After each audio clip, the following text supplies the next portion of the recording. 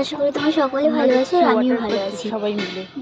আমরা এখন বেরিয়ে পড়েছি ওয়াটার পার্কের উদ্দেশ্যে। এই পাশে আমার বর বসে আছে, দাদা বসে আছে, আর এই পাশে মামা আসছে, মনে হচ্ছে গোয়া বিচে যাবো, সেরকম গেটআপ দিয়ে আসছে। তোমাদের সাথে সেটা শেয়ার করবো। আর আমরা নতুন যাচ্ছি বীরভূমের ওয়াটার পার্ক। এখন গোয়া যাচ্ছি, গোয়া পুরো দেখে মনে হচ্ছে গোয়ায় যাচ্ছে।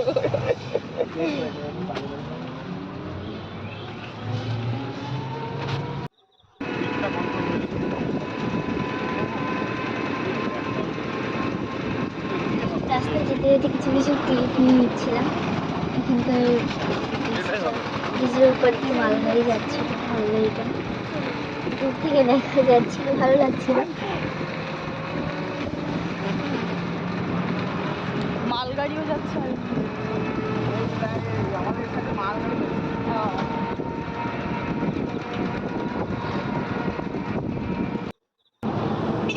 এবার আমি একটা ক্যামেরার সামনে নিয়ে আসছিলাম, কারণ ক্যামেরার শুধু বাইরের পরিবেশ দেখালে তো কথা বলতে পারবো না।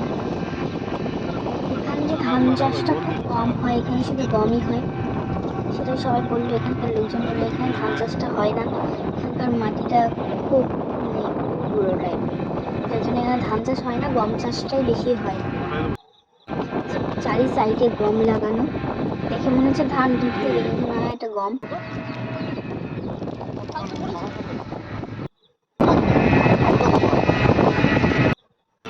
এটা বামদেবের মন্দির, এটা না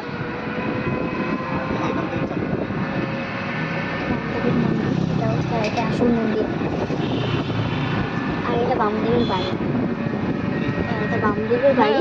এখান থেকে ভিতরে যায় যেখানে বামদেব জন্মস্থান, জন্মস্থান যেটা বলে, ওটাও বামদেবের একটা ছিল, আমরা টোটো থেকে দেখছিলাম। শেষমেশ ওয়াটার পার্কের রাস্তায় ঢুকে পড়লাম।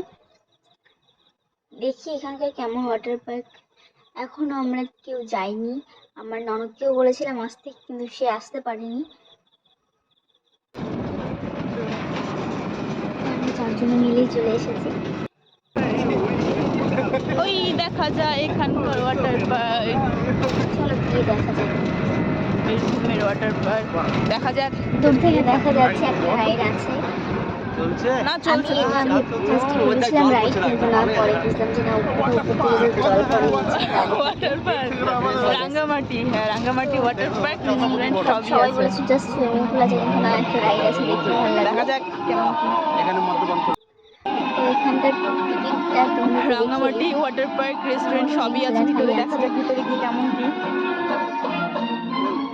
বেশি না, এখানকার টিকিট 150 টাকা ছিল টিকিট। 150 টাকা। বেশি না 150 টাকা কি অন হয়নি।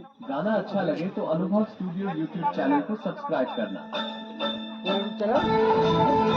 Rangamati water park. পুরো মামাকে দেখে মনে হচ্ছে পুরো গোয়া থেকে গোয়া থেকে উঠে আসছে। চলে আসছে বিচ থেকে, ভাবছে এটা গোয়ার বিচ। কি হাসি। এই আমরা ঢুকে পড়লাম, ভিতরটা তোমাদের সাথে একটু শেয়ার করছি। ভিতরটা ঠিক এইরকম।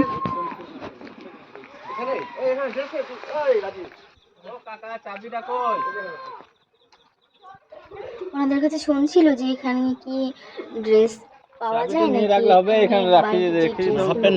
তো আমি তো সেভাবে জানতাম না যে বাইরের ড্রেস ইউজ করতে হয়, সেই জন্য একটা স্যালোয়ার পরে গেছিলাম, স্যালোয়ারটা আমি পরে ওটাই ইয়ে করে নিয়েছি। আর এমনি একটা ব্যাগে নিয়ে গেছিলাম, মানে আমার মামা বলে দিয়েছিল যে হয়তো ওখানে এই হলো ওয়াটার পার্ক। একটা নিয়ে যাও, তো সেই কারণেই আমি একটা নিয়ে এসেছিলাম, তো এই ড্রেসটা পরেই সবাই ভেবেছিল যে এখানে মনে হয় ড্রেস দেবে, কারণ আমাদের এখানকার যে নিয়ম ওয়াটার পার্ক থেকে ড্রেস দেয়, তেমন কিছু ড্রেস ভাড়া পাওয়া যায়, এইটুকু। ওটা পরেই রাখতে হয় এখানে। তো এখানে সেরকম না, এখানে তুমি বাড়ি থেকে নর্মাল নিয়ে আসতে পারো। তো আমার বর বলছিল তুমি তো সবসময় ক্যামেরা ধরছো, দাও আমাকে একটু দাও, ভিডিও করে নিয়ে আর তুমি ওখানে রাখবো। ওই পয়সা দাদা নিয়ে গেছে। ও দাদা বলছে যে ব্যাগগুলো এই সাইডে এনে রাখবো, তাহলে আমাদের চোখের সামনে থাকবে, জিনিসগুলো ড্রেস চেঞ্জ করার কোনো ব্যাপার নেই, তার জন্য এই সালোয়ারটাই পরে নেমে যাবো, অসুবিধা নেই। আর একটা সালোয়ার নিয়ে আসছি। সেরকমটা ভিড় হয় না, হবে যাওয়ার পথে দেখেছিলাম অনেকটা ফ্রেশ হয়ে গেছে, সবাই ফ্রেশ হয়ে গেছে, মাইন্ড ফ্রেশ হয়ে গেছে। আসো আসো নামো। তারামায়ের মন্দিরে গেছিলাম, সেখানে গিয়ে অনেক ছিলাম। ওই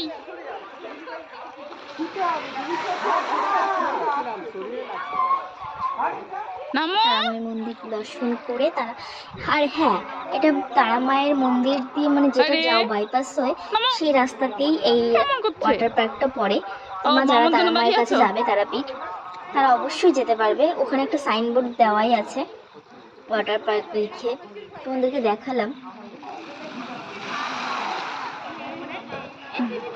আর ওই পাশে আমার বর স্লিপারে উঠে গেছে, আর ও বলছিল যে মানে ওটা এত স্লিপ নেই, হালকা ওই যে উপর থেকে মামা ঠেলে দিল সেই কারণে ও নামতে পারলো, নাহলে মানে অতটা স্লিপ নেই যে স্লিপ।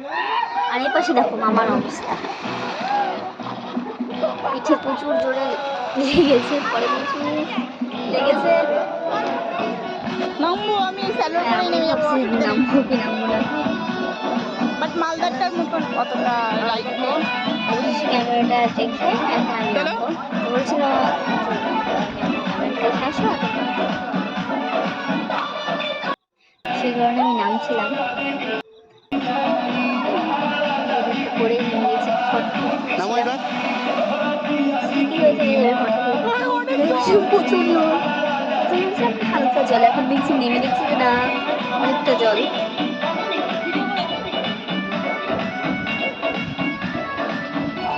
আমি সকালবেলা ঘুম থেকে উঠে স্নান করে নিয়েছিলাম, আমি তো জানি না যে ওয়াটার পার্কে আসবে, এদের মাথায় হঠাৎ করে বুদ্ধি এলো যে ওয়াটার পার্কে যাবো। সেই কারণে আমার বর বলছিল যে তুমি মাথাটা ভিজিও না, তুমি দুবার স্নান হয়ে যাবে, ঠান্ডা লেগে যাবে। আমরা ওয়াটার পার্কে আসছি যে না, এখন মাথায় ভিজে যেতে হবে, তাহলে কিছু করার নেই।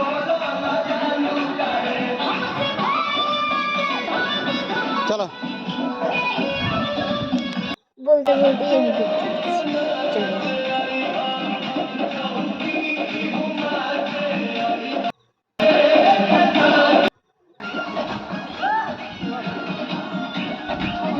পাশে আমাদের সব জিনিসপত্র রেখে দিয়েছিলাম।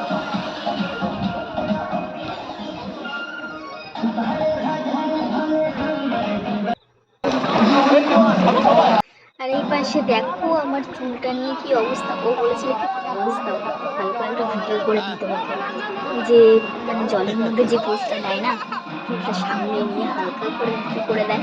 তো আমার বর আমাকে শেখাচ্ছিল ওটা করো, কিন্তু আমার দ্বারা সম্ভব হয়নি, এত বড় চুল হাতে আটকে গেছে।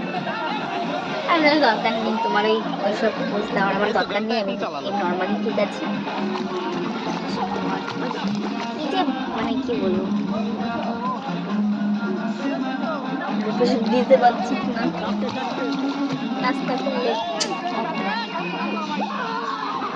ডিজের আওয়াজ শুনে কান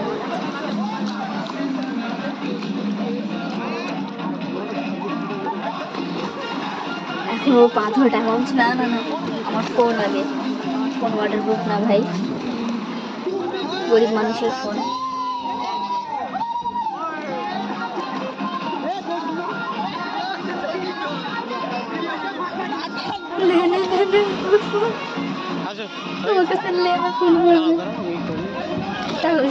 ফোনটা রেখে আসো, তোমার ফোন নিয়ে আসো, তোমার ফোনটা ভালো ভাই, আমার ফোন কম লাগে, দরকার নেই। এবার একটু ছবি তুলে নিচ্ছিলাম। স্নান টান করে ফ্রেশ মানে ফ্রেশ হতে যাবো, ফ্রেশ হয়ে যাও, তুমি আগে ড্রেসটা চেঞ্জ করে না, তোমার টাইম লাগবে, আমরা তো ছেলে মানুষ, আমাদের একটু টাইম লাগবে না। তা উঠে বললাম আচ্ছা আসো তাহলে, ছবি তুলে নিই, ছবি তুলে চলে যাচ্ছি।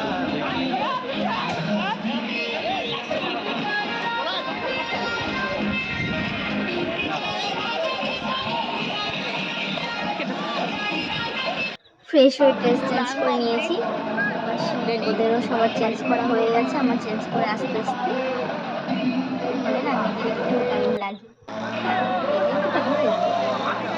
এখনই বেরিয়ে পড়বো স্নান টান করে। যাবো আমরা, ড্রেসটি চেঞ্জ করে নিয়েছি।